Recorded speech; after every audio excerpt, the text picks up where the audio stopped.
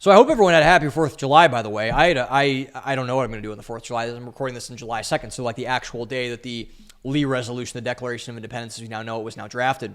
But the 4th of July is my favorite day of the entire year. I love the 4th of July. It's the best. It's so fun, in my opinion. I love our country. I hope that's evident by this point. But I want to talk about now pivoting from the Jasmine Crockett wildness, I want to talk about more of a serious topic now, because there is a lot of talk now, particularly among people my age, about whether the American is dead for actual people who are not named Jasmine Crockett, by the way, is it still possible to get married and to raise a family and to own a home and live in a safe neighborhood and have a nice job that, gives me a nice wage that grows, however they want to grow. And this is a legitimate question. I feel like a lot of people, especially on the right, unfortunately, they just kind of say get over it or shut up. But it's a very legitimate question. And I'm glad that my generation has raised this, because there are a lot of people who do not think that it is possible anymore, which is a very sad thing. It's a very, despondent thing to see.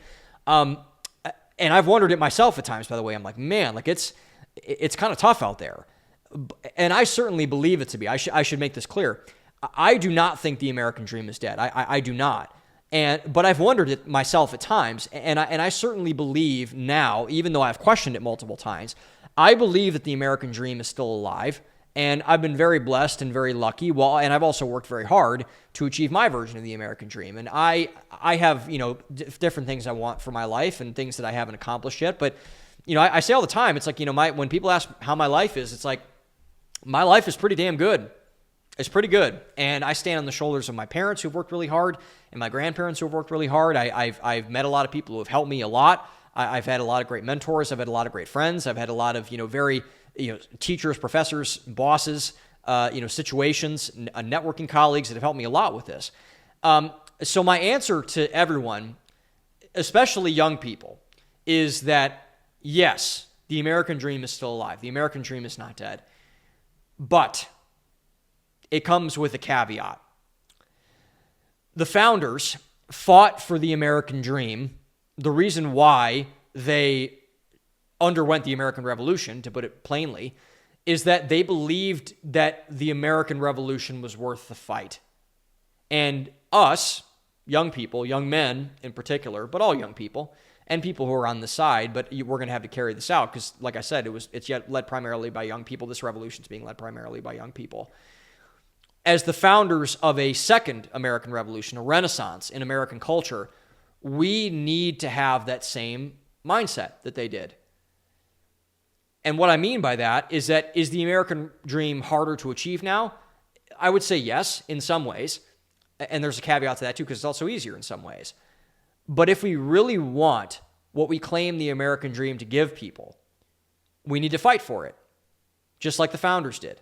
Just like the OG Americans did.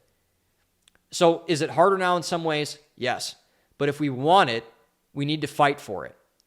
And I think this is important to say as well. The American dream is worth the fight.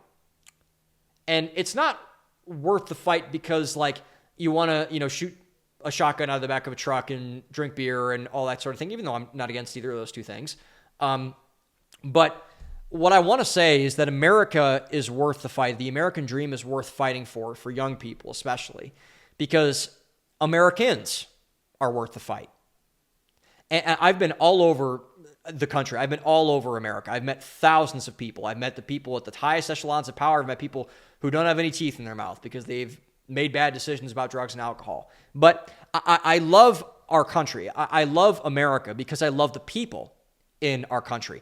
And I've been to several of the MAGA events, quote unquote, around the MAGA people, the people who everyone on the mainstream news says are domestic terrorists or whatever.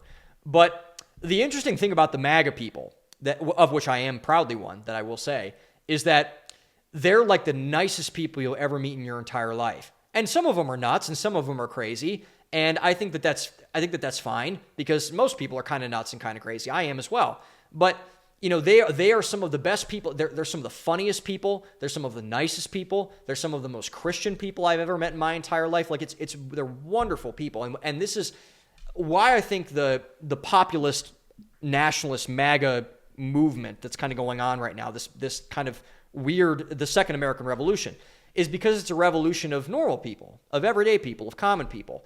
And the reason why I think I like to talk about these things so much is that I care so much about the culture of our country, about the people who run our country, about the elitism that happens in our country, because I love the people.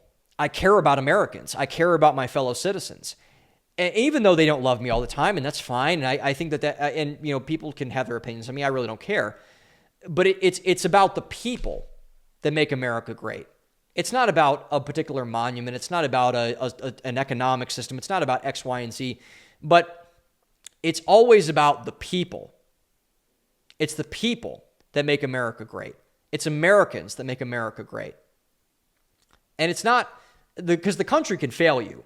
Like, the country has failed me a lot in terms of like, wow, I thought we were better than this. I thought that, this person really had my best interest. They probably don't. And so but the people are always worth it, because people, again, are the only thing that God called very good when he made everything. And I think that matters. And we should do our best to keep that in mind as we go about the American dream. The American dream, we need to fight for it, not because, and obviously you should have some selfish reasons for fighting for it, because you want a nice job and a house and a wife and kids and a safe neighborhood, whatever.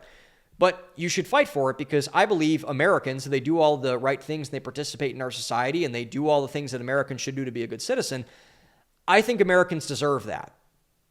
And if you're one of those people, hopefully you are, I think you deserve that. So the solution to, yes, the American dream is hard, but the American dream is not dead, it's very simple.